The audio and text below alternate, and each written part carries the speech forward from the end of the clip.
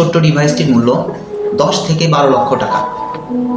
যেই শ্রবণ প্রতিবন্ধীর জীবনে পৃথিবীর কোনো আওয়াজ শোনার সম্ভাবনাই নেই, সেও এই ডিভাইসটির মাধ্যমে আল্লাহর রহমতে শুনতে পারবে। আপনিও এই ডিভাইসটি বিনামূল্যেও পেতে পারেন। এজন্য আমাদের পুরো ভিডিওটি শেষ পর্যন্ত দেখতে থাকুন। এই মুহূর্তে আমার পাশে যে শিশুটিকে দেখতে পাচ্ছেন, ওর নাম মাইশা। মাইশা জন্মগতভাবে শ্রবণ প্রতিবন্ধী। সে পিতামাতার প্রথম সন্তান।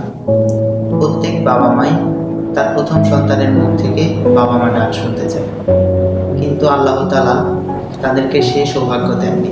আমরা যেমন পূর্ণাঙ্গ রূপে মনের ভাব প্রকাশ করতে পারি, মাইশার ক্ষেত্রে তা ভিন্ন।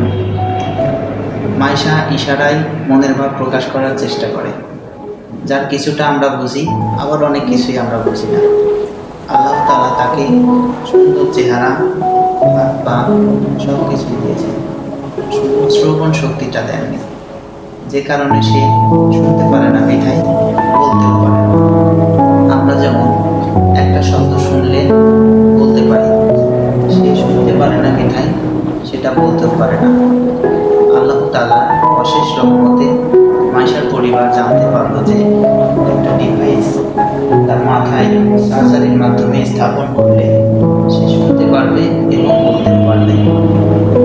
এই ডিভাইস যার মাধ্যমে মাইশা শুনতে পারে এবং বলার চেষ্টা করে। সার্জারির মাধ্যমে ডিভাইসটির একটা অংশ মাথার ভেতরে মস্তিষ্কের সাথে সংযুক্ত করা হয়েছে, অন্য একটি অংশ মাথার বাহিরের অংশে চৌম্বক শক্তির মাধ্যমে প্রতিস্থাপন করা হয়েছে। সাধারণত যে সকল শিশুরা জন্মগতভাবে বধির, সেই সব শিশুদের শুনতে, বলতে ও ভাষা শিখতে এই ডিভাইসটি খুবই গুরুত্বপূর্ণ।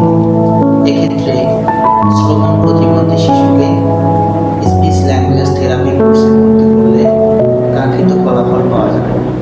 সবাই মাইশার জন্য দোয়া করবেন, সে যেন অন্যান্য শিশুদের মতো স্বাভাবিক জীবনে ফিরে আসতে পারে। যদি কেউ এমন সমস্যার সম্মুখীন হয়ে থাকেন, তাহলে আপনারাও মাইশার মতো ককলিয়ার ইমপ্লান্ট স্থাপন করে আপনার সন্তানকে স্বাভাবিক জীবন ফিরিয়ে আনতে পারেন। এই বিষয়ে কোনো তথ্যের দরকার হলে কমেন্ট বক্সে যোগাযোগ করুন। সবার জন্য শুভকামনা। আসসালামু আলাইকুম ওয়া রাহমাতুল্লাহ।